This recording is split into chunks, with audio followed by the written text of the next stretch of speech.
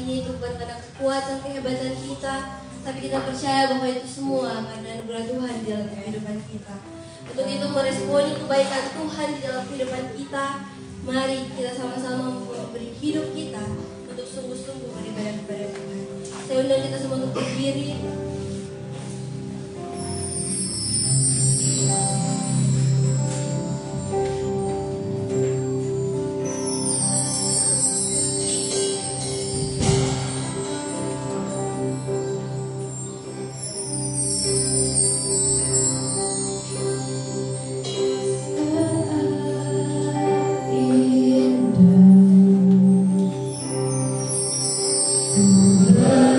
Berhadapan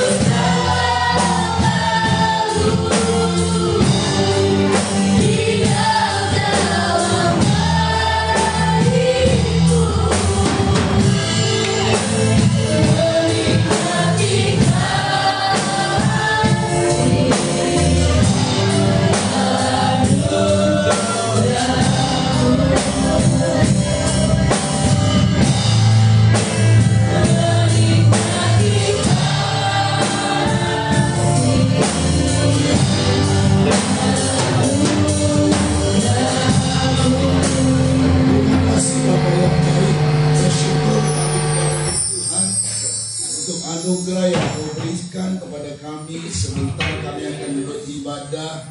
Tuhan pakai setiap hamba-hambamu, pelayan-pelayanmu, sehingga mereka dapat urapan dari kuasa-Mu dan memberkati ibadah ini Tuhan. Makasih Bapa, demikian setiap kami jemaat Tuhan, hamba-hambamu yang hadir baik secara onsite maupun online Tuhan, live streaming, supaya kami dapat mengerti kebenaran firman-Mu, merasakan hadirat-Mu, dan kami percaya ibadah ini adalah ibadah yang diberkati oleh Tuhan. Terima kasih Bapa, kami siap beribadah kepada Tuhan di dalam nama Tuhan Yesus Kristus. Haleluya. Amin. Puji Tuhan, ibadah kita sudah dibuka dengan doa. Dan saat ini kita akan bersama-sama memuji dan memuliakan Tuhan. Yang sudah siap memuji Tuhan, lambaikan tangan. Haleluya. Haleluya. Kita akan menari bagi Tuhan.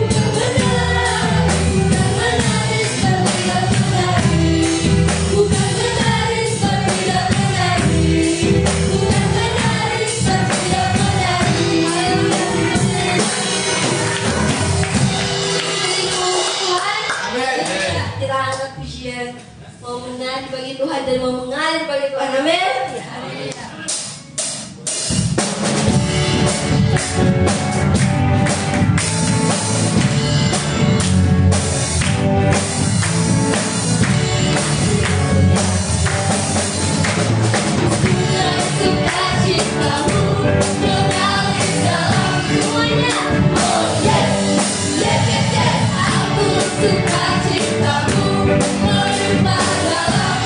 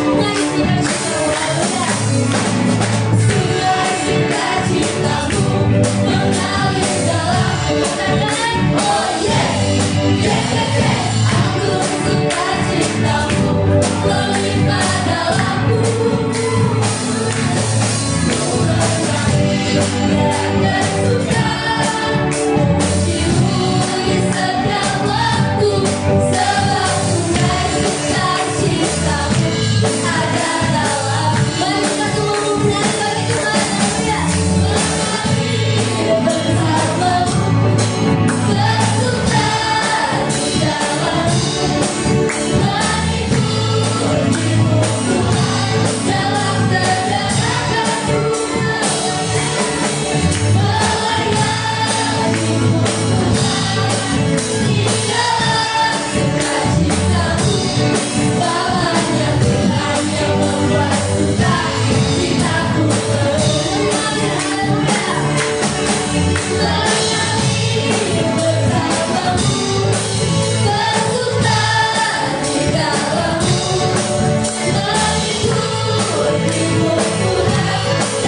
keterlibatan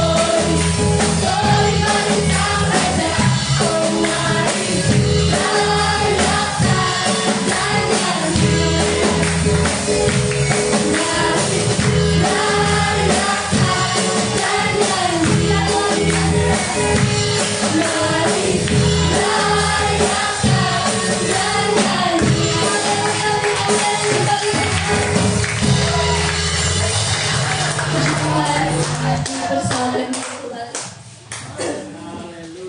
Kita akan mendengar kesaksian pujian dari Sekolah Tinggi Teologi Philadelphia Lamongan.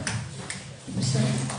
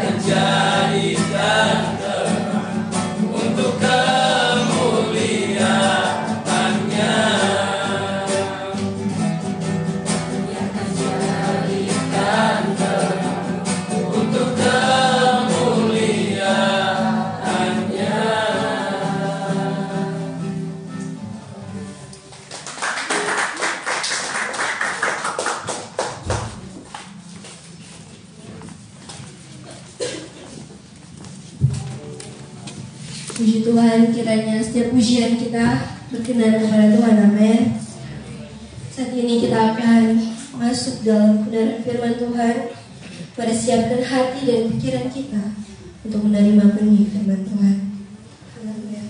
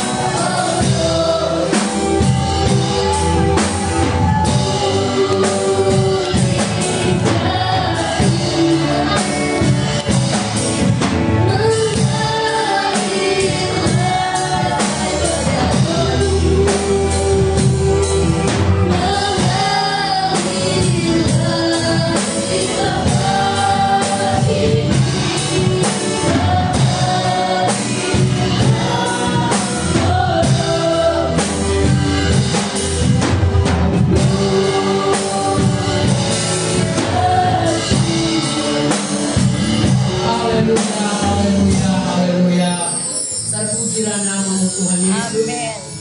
Kami sudah memuji-muji, mengagungkan dan memuliakan nama-Mu. Tibalah saatnya kami rindu menyatu dengan Tuhan melalui kebenaran firman. Haleluya. Jadikanlah hati kami bagaikan tanah-tanah yang baik, yang siap ditaburi dengan firman. Amin. Hamba-Mu tetap di dalam urapan kuasa. Haleluya. Kalaupun masih ada trik iblis yang coba membuyarkan konsentrasi kami, kami tolak semua itu dalam nama Yesus.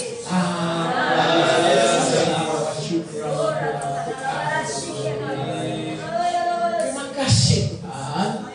Berfirmanlah Tuhan Yesus. Kami bersiap mendengarkan dan melakukan. Haleluya. Amin. Puji Tuhan, silakan duduk. Hari penuh sukacita bagi kita sebagai orang-orang percaya kepada Tuhan Yesus. Kalau saat ini kita boleh dihimpunkan di dalam kehabannya untuk beribadah nyata-nyata kepada Tuhan. Terima kasih tentu kepada Bapak yang di Gembala yang kembali mempercayakan tim kami untuk melayani saat pagi hari ini. Oke, untuk tidak berlambatan sesuai dengan judul khotbah saya pada pagi hari ini, yaitu mengenai rahasia keangkatan gereja Tuhan. Karena setelah saya beberapa hari di tempat ini, saya merasa iman saya dibangkitkan. Bahkan semangat saya lebih lagi dimantapkan untuk menantikan hari yang penuh sukacita, di mana gereja Tuhan akan mengalami rapture atau keangkatan gereja. Dan saya ikuti pelajaran firman Tuhan di tempat ini. Ini seperti jemaat Philadelphia dalam Wahyu pasal 3, ya. Kecil tapi hebat. Ya. Karena pengajarannya. Karena kita butuh firman pengajaran untuk membawa kita, pribadi-pribadi kita sebagai gereja Tuhan, disempurnakan roh, jiwa dan tubuh supaya pasti, sekali lagi pasti, bukan mungkin tapi pasti, kita menjadi mempelai wanita dan mempelai laki-laki Tuhan Yesus. Oke? Kita akan belajar rahasia keangkatan gereja ini melalui pembacaan di kitab 2 Raja-Raja pasal yang kedua ayat 1 sampai dengan ayat yang ke-22. Tetapi nanti kita baca di rumah semua ini 22 ayat. Kita akan lihat sampai di mana kehendak Tuhan untuk saya mengungkapkan tentang rahasia keangkatan gereja Tuhan di akhir zaman ini, dengan belajar bagaimana Elia boleh diangkat oleh Tuhan. Sebab kita perjanjian lama itu menjadi bayang-bayang. Dan untuk kita yang hidup di zaman anugerah dan kebenaran, ini adalah pewujudan. Oke? Mari kita buka Alkitab kita masing-masing dalam kitab 2 Raja-Raja pasal yang kedua. Saya akan baca beberapa ayat saja.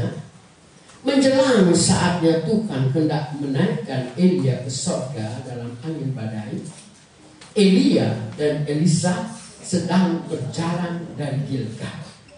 Berkatalah Elia kepada Elisa, baiklah tinggal di sini, sebab Tuhan menyuruh aku ke Betel. Tetapi Elisa menjawab, demi Tuhan yang hidup dan demi hidupmu sendiri, sesungguhnya aku tidak akan meninggalkan engkau. Lalu pergilah mereka ke Betel. Pada waktu itu keluarlah rombongan nabi yang ada di Betel mendapatkan Elisa. Lalu berkatalah mereka kepadanya, sudahkah engkau tahu bahwa pada hari ini Tuhanmu akan diambil daripadamu oleh Tuhan terangkat ke surga? Jawabnya, aku juga tahu, diamlah. Berkatalah Elia kepadanya, hai Elisa, baiklah tinggal sini, sebab Tuhan menyuruh aku ke Yeriko.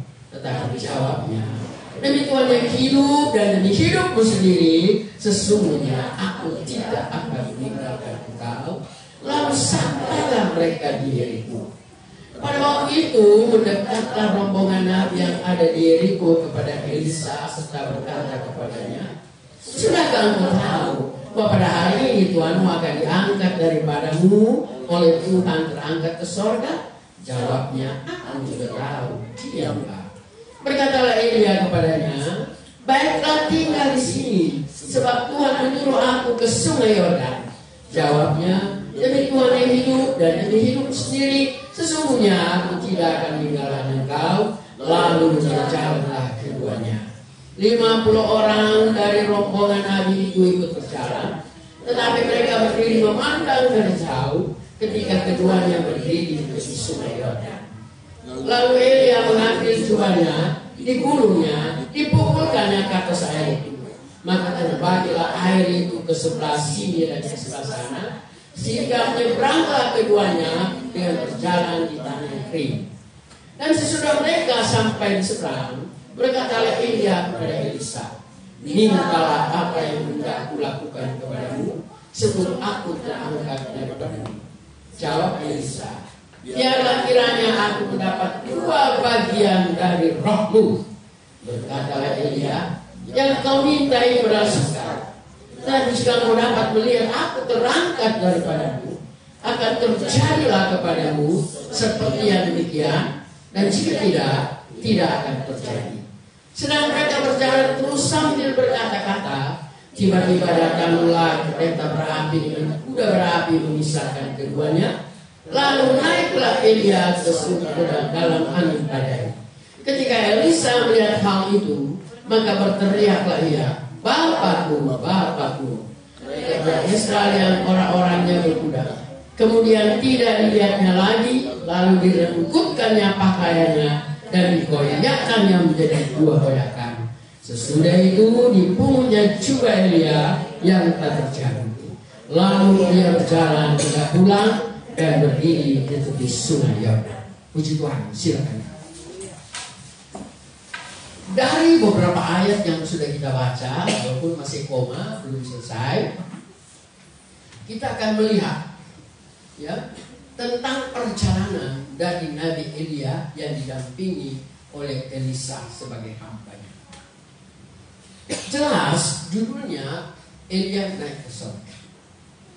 Dan kita akan perhatikan dari mana Elia dan Elisa berangkat menuju ke tempat yang sudah disiapkan oleh Tuhan.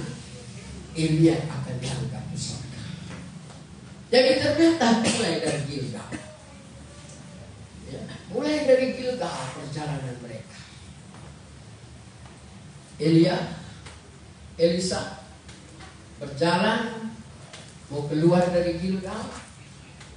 Elia langsung berkata kepada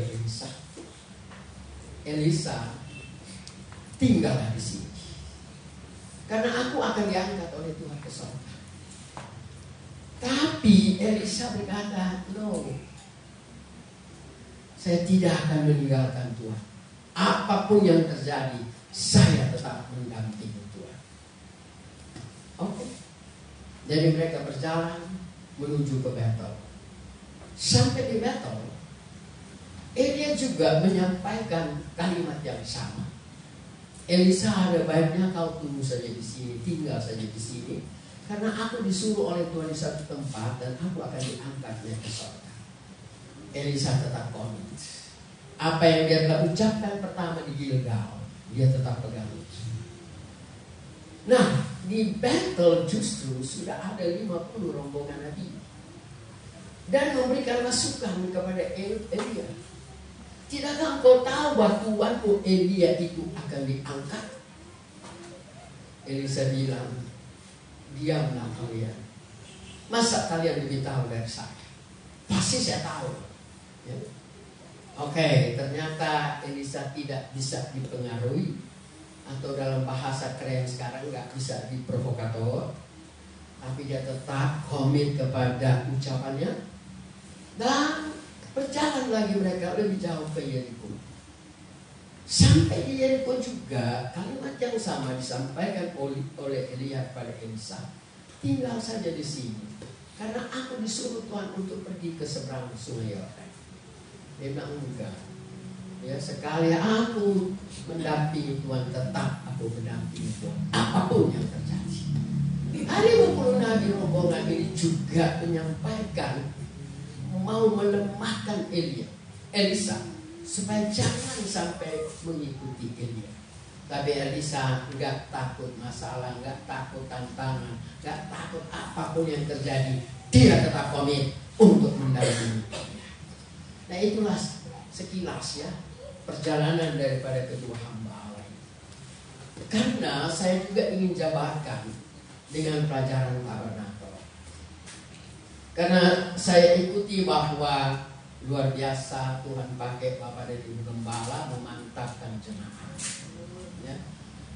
Memantapkan jemaat supaya benar-benar dalam penurutan kita kepada Tuhan. Memang kita berpatron kepada pelajaran tabernakel itu supaya kita semua pasti, ya, saya katakan pasti bisa menikah secara rohani dengan Yesus Kristus sebagai mempelai laki-laki. Nah inilah juga saya cuma menguatkan saja, lebih memantapkan, karena kami masing-masing hamba Tuhan punya panggilan masing-masing dan saling mendukung satu sama lain. Amin. Kalau bicara Gilgal, kalau saya jabarkan dalam pelajaran tabernakel, itu baru halaman. Nah di halaman, mulai dari pintu gerbang sampai kolam pembasuhan, ada beberapa alat penting di sana. Jadi mengibaratkan kepada kita seperti imam-imam besar. Kalau mereka mau ketemu dengan Allah, mendapatkan visi dari Allah untuk disampaikan kepada umat Israel, mereka tidak ketemu Allah di pintu gerbang. Mereka tidak ketemu Allah di halaman. Mereka tidak ketemu Allah di ruangan suci, tapi mereka ketemu Allah di ruangan maha suci, di mana ada tabut perjanjian, ada skenario yang turun, ada kemuliaan Allah yang luar biasa, dan di situ imam besar mendapatkan amanah dari Bapa di surga, dan amanah itu akan disampaikan kepada seluruh umat Israel. Jadi kalau tadi dikatakan perjalanan mereka mulai dari Gilgal, ya, mulai dari Gilgal, dan memang ternyata Elia tidak terangkat itu. Jadi kalau penurutan kita kepada Tuhan juga masih sampai di Gilgal, yaitu sudah melewati pintu gerbang. Pintu gerbang kan pintu Tuhan Yesus. Yohanes 14 ayat 6. Aku inilah jalan kebenaran dan hidup. Seorang pun tidak sampai kepada Bapa kalau tidak melalui Tuhan Yesus. Ya, sebab itu orang yang mau, ya, mau menjadi murid Tuhan, mau menjadi anak Tuhan, langkah awal dia harus dengar firman Allah. Mendengar firman Allah, percaya serta terima Tuhan Yesus. Itu pintu gerbang. Baru masuk ke halaman, dia ketemu dengan satu alat, yaitu mesbah korban bakaran. Nah kita sudah tahu pengertian dan mesbah korban bakaran ini bicara tentang perdamaian, ya.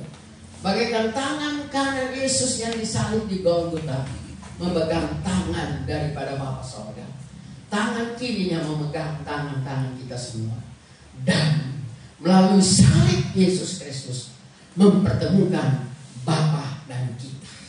Itulah pendamaian. Jadi salib Golgota bicara tentang korban penebusan dosa, korban perdamaian, ya. Itu. Nah, kita semua sudah percaya Yesus, sudah bertobat, ya, sudah bertobat sesuai dengan salib Tuhan Yesus Kristus, dan sudah diwujudkan juga pertobatan kita itu melalui baptisan air. Karena kolam pembasuhan itu bicara baptisan air. Nah kita tahu kan fungsi baptisan air. Fungsi baptisan air itu Roma pasal 6 ayat 3 sampai 6. Pada waktu tubuh kita ini masuk di dalam air, di dosa kita itu ditubuhkan, terutama dosa pusaka kita. Sebab semua kita manusia punya dosa pusaka, yaitu Roma pasal 3 ayat yang ke-23. Kemuliaan Allah sudah hilang pada waktu manusia pertama jatuh dalam dosa. Nah, itu dosa yang diwariskan kepada kita semua manusia. Justru Rasul Paulus katakan kepada jemaat Roma 3:10, seorang pun tidak ada yang benar, bahkan seorang pun tidak. Tapi puji Tuhan, melalui pengorbanan Yesus Kristus di Bukit Golgota, maka kita dibenarkan oleh Tuhan. Dan pewujudannya di baptisan air. Sehingga Roma 6 ayat 6 itu dosa pusaka kita itu sudah dikuburkan. Yang ada masih dosa perbuatan. Kita semua masih suka terlibat dalam dosa perbuatan. Tetapi kita punya juru syafaat, yaitu Tuhan Yesus. 1 Yohanes pasal 2 ya. Kalau kita bersalah, kita datang segera berdamai dengan Tuhan, minta ampun kepada Tuhan. Ya. Itu namanya dosa perbuatan. Dan tetap kita diampuni oleh Tuhan. Walaupun satu warning bagi kita, dosa kita diampuni, tetapi tetap bayar denda, tetap ada ganjaran, tetap walaupun dosa kita diampuni, ya, tapi ada saja yang harus, ya istilah kita itu bayar denda. Tapi no problem, nggak masalah. Yang penting dosa diampuni. Oke, jadi itu bicara alat yang ada di halaman. Itu membayangkan penurutan kita kepada Tuhan sudah sampai di kolam pembasuhan. Namun seperti kata saya tadi, imam besar nggak ketemu Bapa Sorga atau Allah di halaman, harus masuk sampai ruangan masuci. Makanya kitab Wahyu pasal 11 ayat 2 itu dikatakan, biarkanlah halaman itu jangan diukur. Dengan kata lain, kalau penurutan kita kepada Tuhan hanya stop di baptisan air, kita akan terancam. Terancam maksudnya tidak akan disempurnakan roh, jiwa, dan tubuh. Berarti jadi makanan antikris. Memang benar, Wahyu 11 ayat 2 kan? Biarkanlah halaman itu jangan diukur, karena sudah diberikan kepada orang-orang kafir, akan dipijak-pijak selama 42 bulan. Yaitu selama masa antikris. Makanya kita ya jangan bangga kalau sudah dibaptis. Senang sih senang, tapi maju lagi. Nah, setelah kita dibaptis itu, kita akan setelah melewati kolam pembasuhan, kita akan masuk pada pintu kemah. Pintu kemah kan itu bicara tentang kepenuhan Roh Kudus. Bukankah firman Allah berkata dalam 1 Korintus 3 ayat 16? Tidak tahukah kamu bahwa kamu adalah rumah Allah, karena Roh Allah ada di dalam kamu. Makanya kita semua karena sudah memiliki Roh Kudus, kita layak disebut bait Allah atau rumah Allah.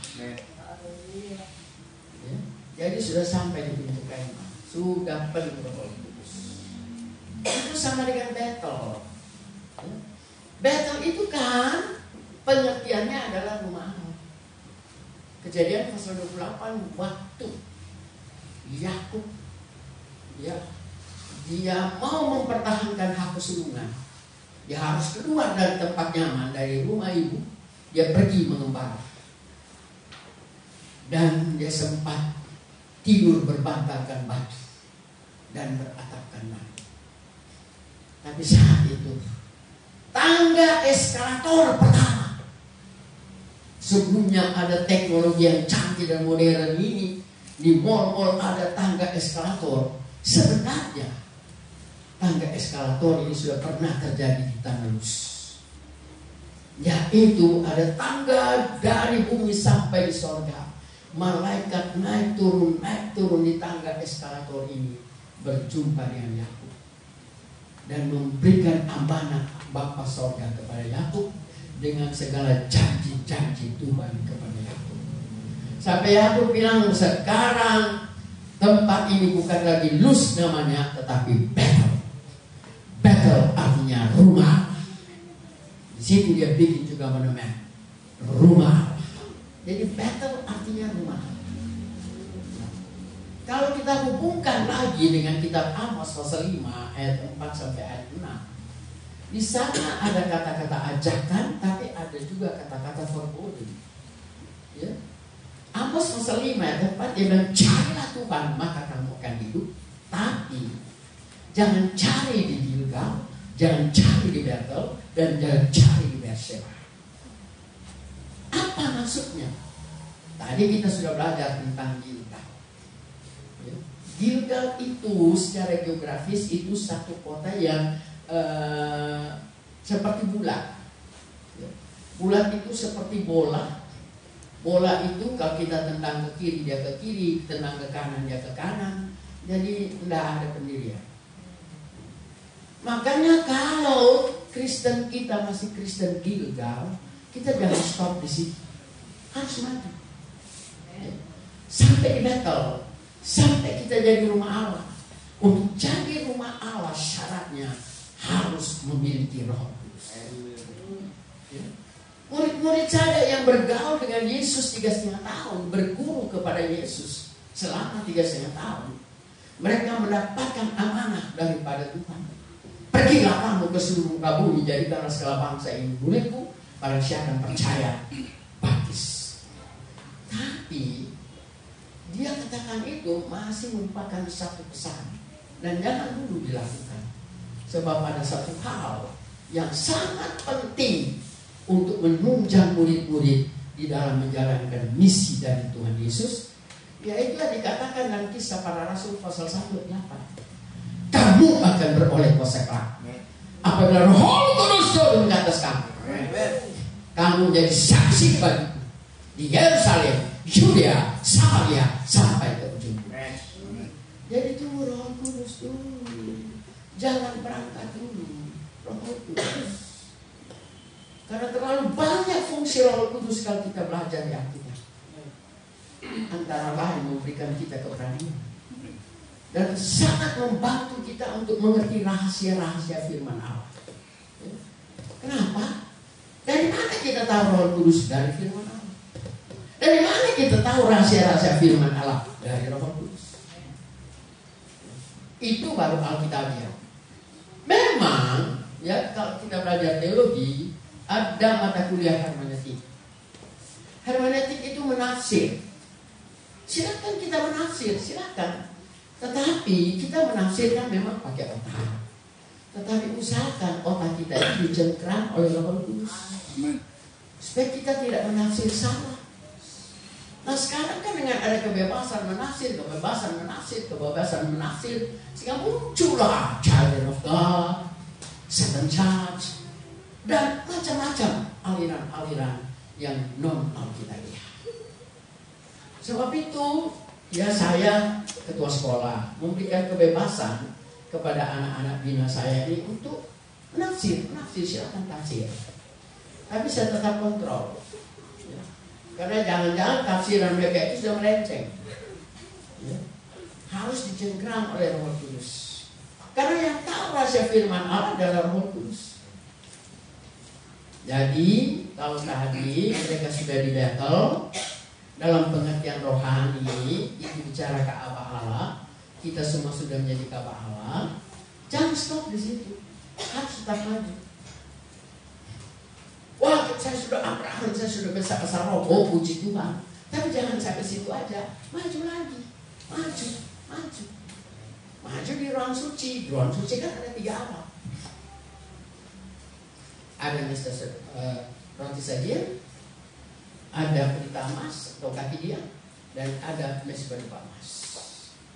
Nah ini 3 alat yang penting yang ada di ruang suci. Itu terdapat ada, kita harus melakukan hal itu. Imam besar dia harus melewati 3 alat ini dulu baru masuk di ruangan suci. Makanya Elia tidak terangkat di Betel. Walaupun saya bilang gambaran secara rohani, Betel itu bicara tentang rumah Allah karena pribadi yang sudah penuh Roh Kudus. Tapi harus lebih maju lagi. Karena kita sudah belajar kemarin, sudah diajarkan oleh Bapak Gembala, fungsi daripada meja roti sajian ini. Di situ ada 2 timbunan roti. Itu secara pengertian rohaninya hubungan yang mesra. Ya, hubungan yang mesra, hubungan yang manis antara Tuhan dan gerejanya. Gereja jangan bayangkan gedung gereja ya. Gereja kalau saudara dan saya. Jadi hubungan yang manis antara Tuhan Yesus dan kita sebagai kekasih-kekasihnya, orang pilihannya, melalui firman Allah dan perjamuan suci. Makanya kalau ada ibadah, setiap ibadah ada perjamuan suci, itu bukan salah. Itu memang benar. Itu Alkitabiah. Ya. Saya ingat dulu waktu di Bandung, Pak Pendeta Paul pulang dari Australia, dan dia mulai menerapkan setiap minggu, hari Minggu ada perjamuan, ada kritikan, ya, ada koreksi dan sebagainya. Oma Korompis konsultasi dengan saya. Bagaimana Yesus? Jemaat-jemaat sudah banyak yang mengeluh. Apa ini masih Alkitabiah atau tidak? Saya kasih ayatnya. Saya terangkan nggak masalah. Kalau kita periksa pelayanan Rasul Paulus, ya, itu selalu disertai dengan perjamuan suci. Karena itu Alkitabiah. Karena kita belajar dari salah satu alat yang ada di ruangan suci, ya, di meja roti sajian. Makanya perlu kita itu selalu makan firman Allah. Jiwa kita makan firman. Saya bilang kalau mau fit, jangan lupa yang 5M. PPKM kan menganjurkan kita 5M. Kita juga dianjurkan 5M. Yaitu satu, membaca firman Allah. Jadikanlah hobi mendengarkan firman Allah, memperkatakan firman Allah, merenungkan firman Allah, dan yang tidak kalah pentingnya yang kelima, melakukan firman Allah. Kalau 5 hal ini setiap hari kita lakukan, itu jempol luar biasa. Jiwa kita puas. Ya, daging kita ini, ya, tubuh kita kan harus dikasih makan kecuali puas. Dikasih makan, waduh, kalau pas, sehat, ya, ya. Kalau saya seringkali nggak cari yang sedap, saya cari yang bergizi. Saya disuguhkan kemarin dengan katanya teh sampah. Mami mau nggak ini? Itu apa? Itu ada ini. Oh mau sekali. Karena selalu saya cari yang sehat, yang bergizi, yang bermutu. Bukan cari yang enak di sini. Sebab banyak hal yang enak di kerongkongan itu bahaya. Seperti yang instan, namanya instan. Pasti ada racun di dalam. Bayangin kita hari-hari makan mie instan. Bertimbul-timbullah racun dalam tubuh kita. Makanya nggak heran ada penyakit ini, ada penyakit itu, ada penyakit itu. Orang kan suka bilang begini, kenapa ya engkong kita dulu? Kalau kami di Manado, opa dulu, kok jarang sekali bilang diabetes lah, inilah, itulah, jarang sekali. Karena makanan dulu sehat, nggak ada yang dipupuk, jadi sehat. Ya, saya berusaha supaya itulah yang sehat, bukan yang senang. Biarpun pahit, ya rasanya nggak bisa pahit. Biarpun pahit sekali, kalau itu dikatakan ada kegunaannya untuk kesehatan tubuh, saya makan. Nggak lama kan rasa pahit itu. Emang udah mau sebulan pahit. Enggak kan? Paling sejam setelah selesai. Tapi khasiatnya luar biasa. Jadi begitu juga kalau kita senang. Makanya saya suka bilang sama anak-anak, jadikanlah membaca, mendengar, memperkatakan, merenungkan, dan melakukan firman Allah itu hobi. Karena kalau hobi, namanya hobi. Saya dulu hobi football, tapi yang kelas luar negeri. Jadi kalau ada olimpiade, biar bangun jam 3, biar bangun jam 1, saya pasti bangun. Apalagi fans saya mau main. Misalnya Belanda lawan ini, wow, pasti saya bangun, saya nonton. Karena hobi. Wah, saya hobi sekali pisang goreng buatan si ibu ini. Tapi untuk mencapai tempat dari ibu ini cukup jauh. Tapi karena hobi, datang juga. Mau hujan kayak mau panas, tetap dia datang. Karena hobi. Nah, kalau kita jadikan 5M tadi untuk firman Allah itu hobi, waduh, semua sehat. Dan pasti sehat. Haleluya. Jadi jangan cuma stop di itu kayak mata dia sudah penuh Roh Kudus, tapi maju lagi. Senang bersekutu dengan Tuhan melalui kebenaran firman. Baru pelita emas, namanya saja pelita. Jadilah pelita, jadilah terang. Artinya jadilah anak Tuhan yang berdampak. Rasul Paulus katakan kepada jemaat Korintus, kamu adalah surat-surat terbuka. Jadi tanpa orang dengan khotbah kita, tapi melihat karakter kita, mereka akan bertobat. Jadi itu maksud pelita emas. Kalau kita lihat pelita emas atau kekinian, itu kan terdiri dari satu batang dan 6 carang. Setiap carang ini, setiap carang ada 3 bagian. Dan setiap bagian itu ada kelopak kuntum bunga, kelopak kuntum bunga, kelopak kuntum bunga. Jadi setiap carang ada 9 bagian. Angka 9 itu adalah angka Roh Kudus. Makanya mau jadi terang, menerangi akan orang-orang di sekitar kita, itu perlu Roh Kudus. Karena itu perintah. Jadi ada angka 9 setiap carang. Nah, carang ada 6. 6 kali 9 54. Kalau pada batang itu ada 4 bagian. Kalau pada carang cuma 3, kalau itu ada 4. Seperti tubuh ada tebu ada ruas. 4 ruas, ada 4 ruas, dan setiap ruas itu ada kelopak kuntum bunga, kelopak kuntum bunga. Jadi pada batang itu ada 4 ruas, 4 kali 3 12. Nah tadi bicara 54 tambah 12 sama dengan 66. Makanya orang penuh Roh Kudus harus penuh firman Allah. Karena 66 ini bicara 66 kitab di Alkitab. Dari perjanjian lama 39 kitab, perjanjian baru 27 kitab. Itu bukan hal kebetulan, tapi itulah cara Tuhan untuk meyakinkan orang penuh Roh Kudus harus penuh firman Allah. Karena ini 2 kekuatan besar. Makanya kedudukan mereka di ruangan suci itu paralel. Tidak ada yang lebih menonjol, enggak. Paralel. Artinya ini kedua-dua ini harus sama-sama dihargai. Jadi kita lebih cenderung menghargai Roh Kudus daripada firman, atau menghargai firman daripada Roh Kudus. Dua-dua sama. Karena ini merupakan 2 kekuatan yang digambarkan dalam Wahyu pasal 12 ayatnya yang ke-6 dan ayatnya yang ke-14.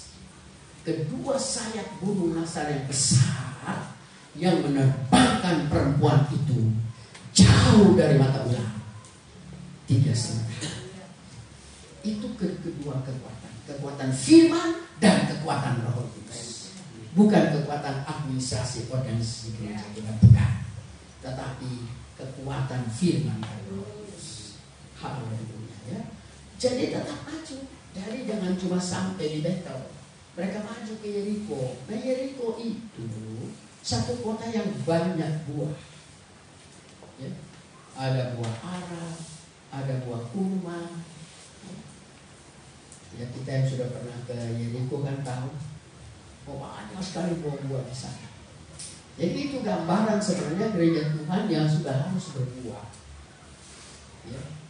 Kalau di halaman kan buah pertobatan. Kalau di ruangan suci sudah buah roh. Harus. Tetapi tidak mandek situ juga. Tadi sudah 2 alat kita pelajari, maju lagi di Mesbah Dupa Emas. Mesbah Dupa Emas itu saya ambil pengertian rohani saja. Yohanes 4 ayat 23-24. Masanya akan datang dan sekarang sudah tiba. Bahwa setiap penyembah yang benar wajib menyembah Bapa dalam roh dan kebenaran. Makanya ini yang seringkali sebagai hamba Tuhan ada perasaan ibah kasihan. Kasihan karena apa? Seringkali dalam satu ibadah jumlah jemaatnya sih banyak, ya. Peralatan musiknya miliar harganya. Itu baik semua, bukan tidak baik, baik semua. Karena itu semua dipakai untuk kemuliaan nama Tuhan. Setelah diajak untuk masuk dalam penyembahan, sebagian besar belum penuh Roh Kudus.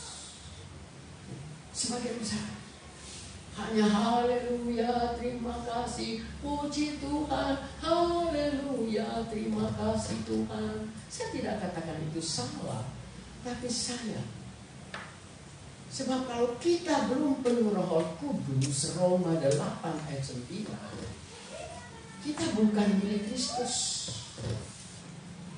Dan kita diajar menyembah Bapa di dalam roh dan kebenaran. Makanya saya senang sekali, saya juga sangat berterima kasih kepada Bapak Gembala dan Ibu yang sudah membantu saya juga, sehingga anak-anak saya, kan mereka datang belum penuh Roh Kudus semua. Walaupun saya sudah ajar-ajarkan, saya sudah sampaikan, saya merasa kasihan kamu, nanti jerih payah kamu menjadi sia-sia. Ya. Sebab apa? Kamu sudah terlena, terbuai. Terima kasih Tuhan. Wah, musiknya kan bagus, cantik-cantik.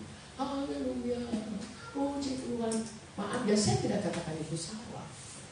Tetapi meninabobokan jemaat sehingga tidak berpacu untuk penuh Roh Kudus. Sayang. Jadi metode apa yang Anda mau pakai, tetapi harus penuh Roh Kudus. Misalnya cara presiden musik begitu, silakan, tapi harus bahasa roh, bukan cuma terima kasih Tuhan, haleluya, puji Tuhan, begitu aja. Akhirnya orang tidak berusaha untuk mencari kepenuhan Roh Kudus karena menganggap kayaknya tadi ibadah waduh, ya. Karena diajak, ayo kita menyembah. Iya benar. Katanya menyembah. Tapi apa itu menyembah Bapa dalam roh dan kebenaran? Ini yang harus jadi tanda kutip. Dan menjadi perhatian bagi kami sebagai pemimpin jemaat. Kasihan jangan sampai jemaat belum penuh Roh Kudus. Kita sudah buaikan mereka dengan cara yang penting. Itu kan cuma kepuasan jiwa. Isikan kepuasan jiwa. Kita cari kepuasan roh. Sehingga 3 unsur yang ada dalam kehidupan manusia, ada unsur tubuh, unsur jiwa, unsur roh, 3 dipuaskan. Sebab kalau ada satu unsur yang tidak dipuaskan, terjadi pemberontakan. Karena ada yang tidak puas kan? Dia mau dipuaskan, jadi ada saja kegelisahan kayak atau apa kayak, karena ada yang tidak dipuaskan. Jiwa roh Anda dipuaskan, tubuh nggak dipuaskan. Ya, laparan ini tubuh, bukan puasa, laparan, kasihan. Jadi ini 3 unsur, karena Tuhan yang berikan kepada kita semua, dan itu harus diberi makan dan harus dipuaskan. Dengan cara menurut firman Allah. Kalau tubuh, ya, peraturan makan pertama di Taman Eden, Kejadian 1, makan tumbuh-tumbuhan. Tapi Kejadian 9 sudah berubah. Peraturan makan di Kejadian 9 sudah boleh makan daging. Ya. Yang penting jangan darah. Daging silakan. Makanya seperti saya kan orang Manado. Orang bilang begini, waduh, itu mami itu sekarang sudah mau 77 tahun, tapi kelihatannya kok masih sehat, masih kuat, masih apa ya. Mereka mulai cari-cari tahu, ada apa sih? Saya itu orang yang bukan saya anti tidak, alergi tidak, tetapi suka lupa. Saya banyak kali dikasih vitamin, terima kasih. Numpuk vitaminku di meja. Ya. Jarang sekali saya mau sentuh, jarang. Bukan saya fanatik, enggak. Bukan saya tidak pernah minum obat, ada. Cuma suka lupa. Ya, suka lupa karena nggak ada apa-apa kok, sehat kok. Kan ada formula firman Allah, hati yang gembira adalah formula. Jadi udah, karena gembira hati tidurlah, melayang lagi. Gitu. Mereka mulai analisa. Oh, ada yang bilang begini, saya tahu tuh mami itu kuat karena apa? Tuh kalau makan RW jago banget. Kalau makan RW, wow, satu begini habis. Iya benar, saya akui. Asal pedas. Makanya kalau makan RW yang saya bisa makan banyak, mesti saya masak. Sebab orang lain bilang, waduh ini udah pedas, saya masih ambil cengek lagi atau cabai kayak makan bakmi. Saya senang makan pedas, makanya maaf kalau khotbah saya seringkali suka pedas.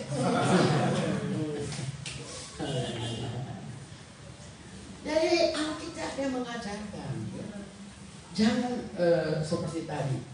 Elia tidak diangkat di Gilgal, tidak diangkat di Bethel, juga tidak diangkat di Yeriko. Walaupun sudah ada 3 alat ini. Mesbah Bapa emas kan itu menyembah Bapa dalam roh dan kebenaran. Tapi masih ada satu pintu lagi yang harus dilewati, pintu tirai. Itu perobekan tirai lagi. Perobekan tirai lagi. Aduh, ini kalau ngomong gampang, tapi melakukan tidak semudah membalik lawan. Waduh, harus dimaafkan ya 1 kali, 2 kali, 10 kali, berkali-kali, enak aja. Tapi harus. Nah itulah tirai daging harus dirobek. Bukan kita ambil pisau dan robek, ini enggak. Maksudnya keinginan daging harus dirobekkan, harus dikorbankan. Nah kalau demikian, maka kita pasti masuk di ruangan suci, melewati sungai Yordan, dan di tepi sungai, di seberang sungai Yordan, Elia terangkat. Ya, tapi Elisa manfaatkan, berikanlah aku 2 bagian roh. Elia bilang, waduh, permintaanmu itu terlalu berat. Tetapi kalau kau saksikan aku terangkat ke surga, berarti itu terjadi. Nah kita sekarang kan ditargetkan, gereja Tuhan akhir zaman ini ditargetkan untuk menikah secara rohani dengan Yesus Kristus sebagai mempelai laki-laki. Tandanya kita harus penuh Roh Kudus, Matius 5 ayat 48. Hendaklah kamu sempurna karena Bapamu di sorga sempurna. Nah kita mesti sempurna roh, jiwa dan tubuh. Nah untuk penyempurnaan ini kita banyak kali mengalami tantangan, intervensi, olokan, hinaan dan sebagainya. Itu sebenarnya untuk membuat kita itu lebih dekat lagi kepada Tuhan, lebih pasrah kepada Tuhan, lebih sungguh-sungguh kepada Tuhan. Karena di balik penderitaan, di balik tantangan, di balik fitnah, ada kemuliaan. Itu maksud. Nah 50 nabi tadi takut nyebrang. Mereka berpikir begini, kalau kita nyebrang ke sana sih masih ada Elia. Tapi Elia kan udah mau berangkat, bagaimana pulangnya? Nah ini yang seringkali memberi kekhawatiran. 50 nabi ini lupa bahwa kuasa yang ada pada Elia itu bukan milik Elia, tapi itu adalah milik Tuhan. Makanya saya sudah saksikan kemarin di khotbah saya, kuasa Roh Kudus yang ada pada kita itu, Kisah 1 ayat 8, otoritas apa ada di dalam pribadi kita, itu bukan cuma milik kami sebagai gembala atau pendeta hamba Tuhan, tapi bagi kita semua. Semua kita memiliki otoritas. Makanya kalau engkau sakit, jemaat sakit, manfaatkan otoritas yang Tuhan berikan kepada. Bilang darah nama Yesus satu, pasti sembuh. Wah, tunggulah, mesti gembala. Terima kasih sih. Cuma kita sudah ada otoritas. Otoritas, yaitu kuasa. Makanya itu yang saya katakan. Saya sangat percaya diri karena punya otoritas surga. Dimanapun saya pergi dan berada, biar mereka bilang, waduh itu daerah setan, daerah apa, daerah. Emang gua pikir ya, harus begitu. No. Saya selalu bercanda, aku tidak selevel dengan iblis.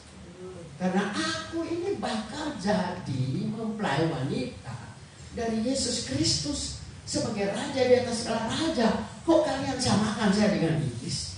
Enak baik. Bisa.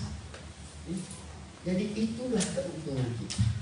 Jadi rahasia keangkatan Nabi Elia ini yang tidak terangkat di Gilgal, tidak terangkat di Bethel, tidak terangkat di Yeriko yang saya gambarkan yang pelajaran tabernakel tadi di dua ruangan ini, karena memang nanti di ruangan Masuci, yaitu di seberang Sumber, harus melewati tirai daging. Nah kita kalau tidak mau menderita karena nama Tuhan, mimpi masuk surga. Ya. Orang Manado bilang mimpi masuk surga, bukan mata di neraka. Karena tidak mau berperang, harus berperang. Jadi ini sebagai rahasia keangkatan gereja diambil dari 2 Raja-Raja pasal 2, melihat tentang keangkatan Nabi Elia. Jadi ini masih perkenalan. Karena kalau saya akan terangkan lebih dalam lagi, sudah mau sampai jam 6 sore. Ya. Jadi saya kira cukup dulu sampai sekian. Nanti disambung lagi. Kapan Tuhan izinkan lagi. Ya. Nanti sambung. Tuhan Yesus memberkati kita semua. Dan sekali lagi ada kebanggaan saya tersendiri kepada anak-anak rohani saya sekarang yang sudah jadi gembala, karena mereka membawa jemaat Tuhan untuk pasti sempurna roh, jiwa dan tubuh melalui firman pengajaran yang hebat, yang luar biasa mereka boleh ajarkan.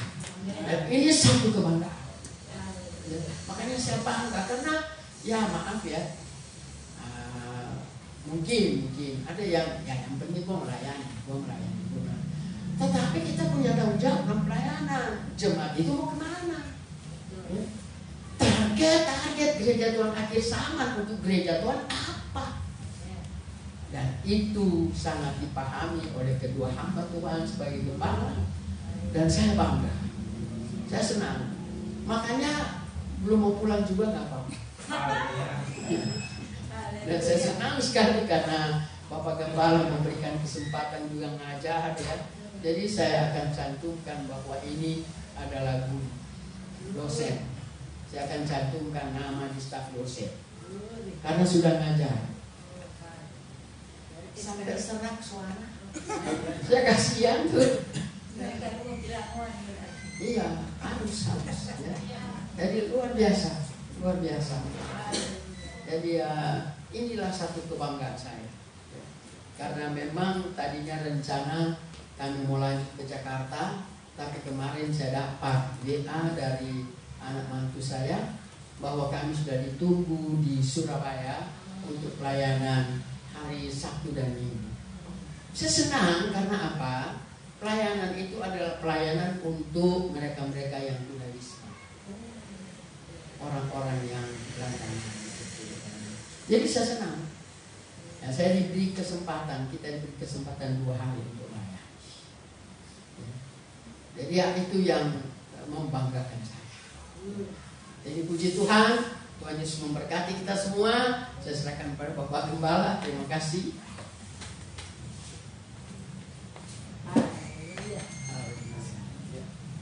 Mari pemain musik. Berdiri semua ya. Pemain musik ya, semuanya siap-siap. Kita nyanyikan lagu Mengalirlah Kuasa Roh Kudus bersama dengan yang ikut live streaming. Biar Roh Kudus terus menguasai hidup kita. Tuntunan Roh Kudus, tuntunan yang kuat dan bahkan persekutuan dengan Roh Kudus menjadi bagian milik pusaka kita seterusnya. Haleluya. Terus kita mohonkan dia terus mengalir Roh Tuhan dalam hidup kami. Jangan biarlah kita terus tenggelam dalam sungai kehidupan, sungai Roh Kudus. Haleluya. Oh, haleluya, haleluya. Mari kita berdiri semua. Haleluya. Haleluya.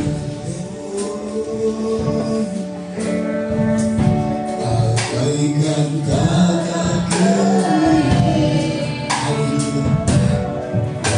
Yang merindukan hari demikianlah jiwaku, demikianlah jiwaku harus akan terbuka.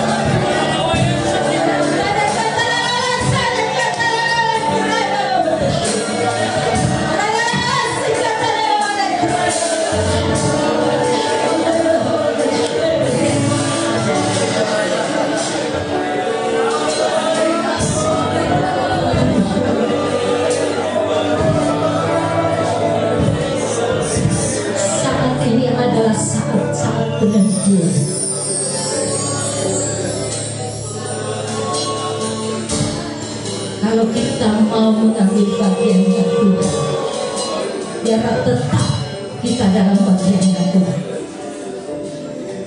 Tuhan nyatakan jangan sampai jejak kaki kita ini di sebelah kanan dunia atau sebelah kiri buat Tuhan.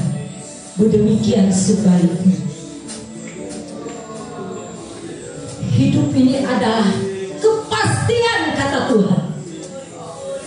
Lagi kata nalabara syekha nalabara lora syekha. Kona kata nalabara syekha nalabara lora syekha. Rabara kata nalabara syekha nalabara. Kalau engkau melakukan firman-Ku, kata Tuhan, menggenapi setiap perkataan-perkataanku, kata Tuhan, maka janji-janjiku, kata Tuhan, menjadi bagianmu.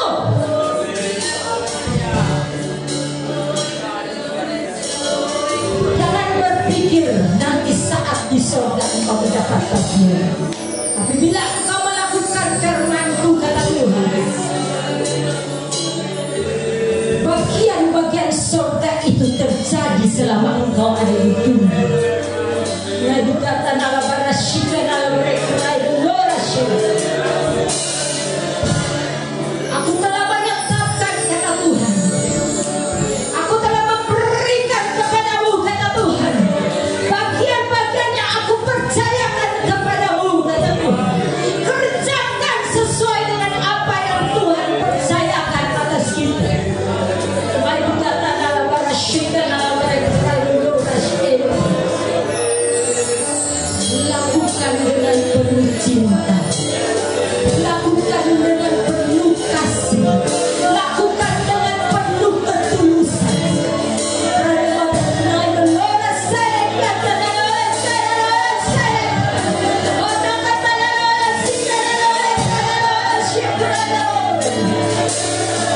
Karya surgawi itu selama engkau ada di dunia ini, kata Tuhan, tercurah bagimu.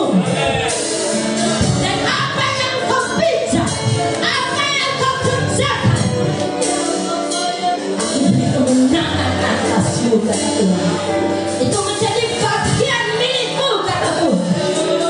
Lain kata karena otoritasku ada atasmu. Lain kata apapun yang kau kerjakan untuk memuliakan aku, kata Tuhan, aku ada di situ dan aku turut bekerja, kata Tuhan. Ramana syikha tanawala syekha. Oh, terima kasih ya Allah Bapa. Luar biasa anugerah-Mu. Engkau tidak pernah meninggalkan kami. Kami bersyukur Engkau telah memilih kami. Kami bersyukur Engkau telah menetapkan kami, ya Tuhan. Biarlah pilihan dan panggilan-Mu itu tetap menjadi bagian kami. Tidak dialihkan. Dan berkat-berkat yang Kau telah siapkan bagi kami tidak dialihkan kepada orang lain, tapi tetap menjadi bagian kami, Tuhan. Lain kata syikha nalabara, radhana kata nalabara syekh. Demikian atas hamba-Ku, kata Tuhan. Perhatikan engkau hamba-Ku. Lain kata nalabara syekh. Engkau telah menyatakan firman-Ku pada saat ini, kata Tuhan. Lain kata nalabara syekh. Rabat naik liris erehan. Ada holy cry, Lord. Ada sesuatu yang lebih besar yang sementara aku siapkan bagimu. Engkau akan melangkah lebih lagi dan lebih memuncak dan lebih sempurna lagi. Yang aku akan percayakan atasmu, kata Tuhan. Naik kata nalabara syekha. Terus engkau jaga hatimu, engkau terus jaga sikapmu, kata Tuhan. Di dalam hadirat, engkau tetap ada di dalam hadirat. Karena di situ engkau akan lebih memahami hatiku dan pikiranku, kata Tuhan.